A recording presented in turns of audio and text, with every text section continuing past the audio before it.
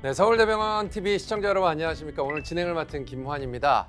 오늘 서울대학교병원 신경외과, 신경과 교수님들 모셔서 급성기 뇌졸중에 대한 이야기를 한번 해보도록 하겠습니다. 반갑습니다. 안녕하세요. 네, 반갑습니다. 오늘 소개 좀 부탁드리겠습니다.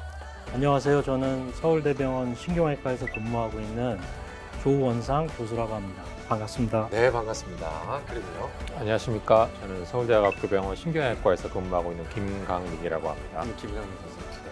그리고요. 안녕하십니까. 저는 서울대학교병원 신경과 김정민 교수라고 합니다. 네. 반갑습니다. 반갑습니다.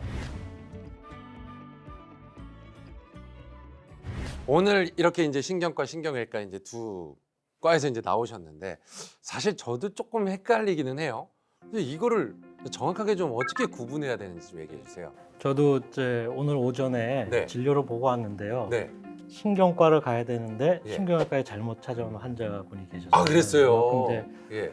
비슷한 것 같은데 좀 다른 과인데요. 쉽게 말씀을 드리면 네.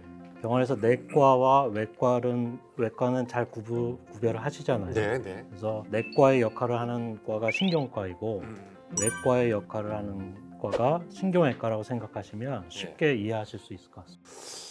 신경과와 신경외과는 함께 협진하는 경우가 어떻습니까? 좀 다른 과보다 좀 많은 편이에요? 네, 뭐 신경과나 신경외과도 이제 분야가 다양한데 네. 그 중에 이제 뇌혈관 분야 같은 경우는 협진을 하는 경우가 굉장히 많습니다. 왜냐하면 그 치료 방법이 여러 가지 있기 때문에 어떤 게 환자한테 가장 좋은가 예. 일단 판단이 필요하게 되고 예. 이게 환자 한 명 한 명은 전부 다 다른 환자거든요. 똑같은 그렇죠. 환자가 한 명도 없습니다. 예. 어떤 환자들은 뭐 쉽게 결정할 수 있는 환자도 있지만 어떤 환자는 이게 좋을 것인가 이게 좋을 것인가 그걸 판단하기 굉장히 어려운 환자도 있고 예. 그 신경외과, 신경과 선생님이 같이 모여서 환자한테 무엇이 가장 좋은 방안인가를 네. 논의를 해서 결정하는 것이 가장 좋은 것 같습니다. 예. 예. 근데 그 논의가 잘 항상 될 때가 있지만 안 될 때도 있고 서로 막 그렇죠. 때가 있지 않습니까? 그죠? 네, 의견이 뭐 충돌할 충돌할 수도 때도 있는 있습니다. 거고요. 네, 그죠, 그죠. 예, 예. 네. 그래서 모두 다 환자를 위한 거니까요. 예, 그거는. 그렇죠, 그렇죠, 예. 그렇죠. 예, 예. 이제 본격적으로 급성 뇌졸중에 대한 이야기를 해 볼 텐데요.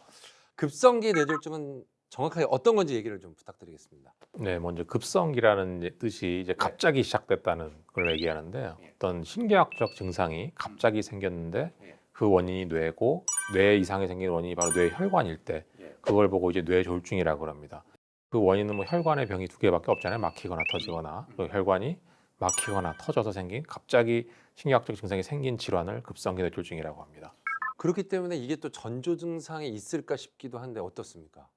이제 흔히 얘기하는 한쪽 손이 떨린다, 예. 팔다리가 저리다. 예. 이런 증상은 사실은 뇌졸중과는 좀 거리가 먼 증상이라 하겠습니다. 아, 그렇군요. 예, 하여튼 뇌졸중 발생하기 전에 이제 전조 증상을 경험하는 경우가 꽤 있는데요. 있어요. 이제 예. 한쪽 팔다리의 마비나 감각 저하, 의식 장애, 언어나 시야 장애, 특히 이제 사물이 뱅글뱅글 도는 듯하게 표현하는 어지럼증이 대표적이라 했습니다. 전조 증상을 통해서 내가 지금 몸에 문제가 있구나 싶어서 이제 병원에 뛰어가게 되면은 도착하면 어떻게 치료가 시작되는 겁니까? 이제 제일 중요한 거는 증상이 생기자마자 최대한 빨리 병원에 오시는 건데 예. 항상 적용되는 건 아니지만 네. 한 4시간 반 이내에 4시간 반. 병원을 예. 방문하는 게 상당히 중요하겠고요. 예. 이제 병원에 도착하게 되면 신경과나 신경외과 의사가 바로 진찰을 하면서 동시에 어떤 이제 혈액 검사라든지 영상 의학적인 검사를 동시에 하게 됩니다. 예. 근데 보통은 영상학적 검사를 하면 CT를 대체로 찍게 되는데요. 네.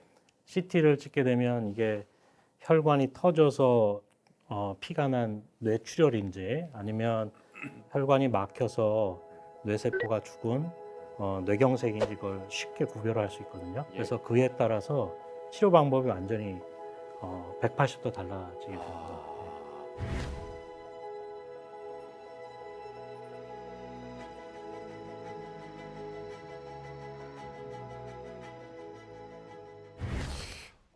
그러면 어쨌든 그렇게 오게 돼서 진단을 하고 수술을 하게 되는지 이런다면 어떻게 되는 겁니까? 그 다음부터는 맞는 역할이 어떻게 돼요? 먼저 이제 뇌출혈 만약 터져서 피가 난 경우라고 하면은 양이 적을 경우에는 어떤 약물 치료의 대상이긴 하지만 양이 많거나 너무 위중하다 그러면 이제 수술을 응급 수술을 해야 될 수도 있습니다. 응급 수술을 해야 되는 경우 이제 신경외과 선생님이 수술을 하게 되고 그리고 그 다음에 이제 중환자실에 입실을 해서 중환자실에서 그 담당 전문의 선생님이 치료를 하게 됩니다. 만약 뇌 경색이 왔다 막혔다 하는 경우에는 이제 신경과 선생님이 보시고 이 약물 치료의 대상인지 아니면 어떤 혈관 안으로 들어가서 막힌 걸 뚫어줄 수 있는 대상인지 판단을 하게 되고 이제 막힌 걸 뚫어야겠다 그렇게 판단이 되면 이제 신경외과와 영상의학과가 같이 이루어지는 그 뇌혈관 팀에 연락을 하게 되면 그 막힌 것을 뚫는 시술을 할 수도 있습니다.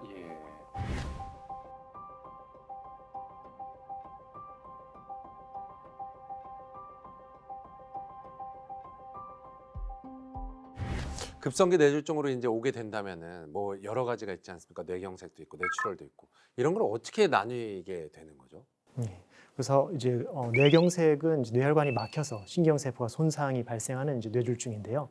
이때는 이제 막힌 혈관을 가급적 빨리 성공적으로 뚫어 주어야 신경세포를 최대한 많이 살릴 수가 있습니다. 그래서 제일 먼저 시도할 수 있는 방법은 정맥내 혈전용이제 투여라고 해서 이제 증상 발생한 이후에 이제 3시간에서 4시간 30분 이내에 환자가 이제 도착하여 진단을 받았을 때 치료가 가능합니다. 그럼 그 주사를 맞게 되는 겁니까? 그렇죠. 이제 정맥으로 이제 혈전 용해제를 투여하는 것이니까 그 전까지 이제 뇌경색이 진단이 돼야 되고 뇌출혈이 배제가 돼야 되고 주요 혈관이 막혀 있는지 이런 것들이 확인이 돼야 우리가 이제 충분한 확신을 가지고 치료를 할 수가 있습니다. 방금 이제 혈관이 막히는 뇌경색 치료에 대해서 말씀해 주셨는데요. 뇌출혈은 이제 오히려 반대입니다. 그러니까 출혈이 된 부분을 막아야 되는 거예요. 그래서 아까 얘기한 그런 기구나 그런 약을 절대 쓸 수가 없거든요. 그렇죠. 뚫어주는 게 아니니까요. 그래서 단순히 작은 혈관들이 출혈한 경우는 지켜보거나 아니면 피만 제거하면 되는데 예를 들어서 뇌동맥류라고 해서 뇌혈관이 이렇게 부풀어 나서 터지는 그런 질환이 있거든요. 그런 뇌동맥류에 의한 거나 아니면 혈관 기형, 뇌종양 같은 걸 갖고 있으시면서 출혈이 생기는 경우거든요. 그래서 그런 원인을 찾게 되고 그런 원인이 찾아지면 그에 대한 이제 치료를 하게 되죠. 예를 들어서 국민들이 좀 잘 아는 질환 중에 하나가 뇌동맥류인데요. 뇌동맥류가 발견됐을 경우에는 그 뇌동맥류가 다시 터지지 않게 잘 이렇게 묶어주는 게 되게 중요합니다. 그래서 인터벤셔니스트라고 하는데요. 혈관 내 중재술이라고 시술을 하는 분들이 혈관 안으로 들어서 뇌동맥류에 뭘 채워서 터지지 않게 한다거나 아니면 저같이 외과 의사는 개두술이라고 하죠. 뼈를 열고 뇌 속을 들어가서 그 부풀어난 뇌동맥류를 이제 클립처럼 생긴 집게처럼 생긴 이제 기구가 있습니다. 그걸로 잡아서 피가 나지 않게 하는 뭐 그런 이제 치료들을 하게 되는 겁니다. 그래서 뇌출혈, 뇌경색에 따라서 치료가 거의 반대가 되고요. 그 안으로 더 들어가면은 아주 다양한 이제 치료 방법이 그 안에서도 또 더 다양한 게 생기네요. 알겠습니다. 김정민 선생님 그때 신경과는 또 어떻게 치료하게 됩니까? 그래서 하여튼 급성기 뇌경색 환자가 이제 왔을 때 혈관이 이제 막힌 이후부터 신경세포는 기하급수적으로 죽게 되기 때문에 이제 막힌 혈관을 빨리 열어줄수록 이제 우리가 살릴 수 있는 신경세포가 늘어나고 시간이 지날수록 이제 신경세포 손상을 우리가 감수를 해야 되겠습니다. 그래서 이제 급성기 환자가 오게 되면 정맥으로 이제 혈전을 용해하는 주사제를 투여해서 혈관을 재개통할 수도 있고 직접 막힌 혈관을 찾아 들어가서 혈전을 직접 끄집어내는 치료를 시도할 수도 있습니다. 그 얘기 들어보니까 급성기 뇌졸중을 잘 지나갔다고 하더라도 만성으로 이어지는 경우가 꽤 있다라는 얘기를 들었었는데 이런 경우에는 어떤 치료가 들어가게 되는 거죠? 이제 뇌에서는 만성이란 말보다는 재발이라는 단어를 좀 더 쓰는데 그 이유는 뇌세포는 한번 망가지면 회복이 안 되거든요. 그래서 이제 한번 이벤트가 생기면 그걸로 끝나는 거지 만성이라는 건 사실 있을 수 없습니다. 그래서 그 다음 치료라는 거는 이제 재발을 막는 예방적 치료가 주요 치료가 되겠는데요. 앞서서 여러 가지 검사를 하고 그 결과를 토대로 해서 약물 치료로 충분히 케어가 가능하다고 판단이 되면 주로 신경과에서 약물 치료를 유지하게 되고요. 약물 치료로 이제 재발을 예방하기 어렵다라는 판단이 들면 이제 저 같은 외과 의사가 수술을 하거나 아니면 김강민 교수님 같은 우리 저 혈관 중재술을 하시는 분이 이제 시술을 하게 되는 거죠. 예. 이렇게 이제 뇌졸중을 겪으신 분들은 어떤 부분을 좀 잘 관리를 하면 좋을까요? 물론 이것도 많이 얘기하셨겠지만 또 매번 듣고 싶은 게 또 환자들의 입장입니다.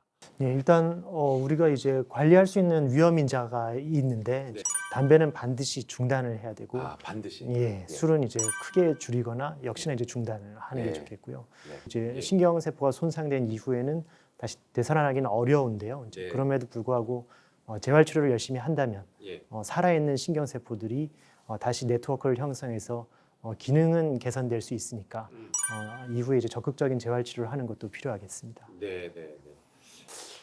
수술을 하게 되면 이제 장시간 동안 하게 돼서 체력적으로나 정신적으로나 뭐 굉장히 힘들다는 거는 이제 뭐 드라마를 통해서도 사람들이 이제 많이 알게 된 것 같은데 그럴 때마다 이렇게 교수님들을 버티게 해주는 거는 뭘까요?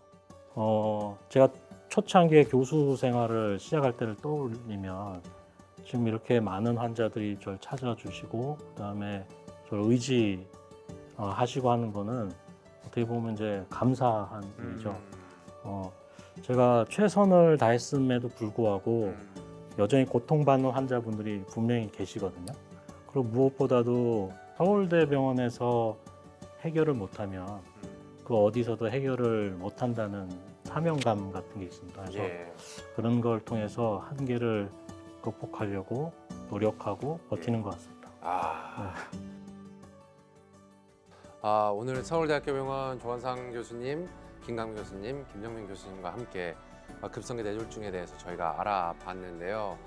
앞으로도 지금처럼 최전선에서 환자를 위해서 힘써주시기를 부탁드리도록 하겠습니다. 감사합니다. 오늘 함께해서 감사합니다. 감사합니다. 네, 감사합니다. 고생하셨습니다. 감사합니다. 네.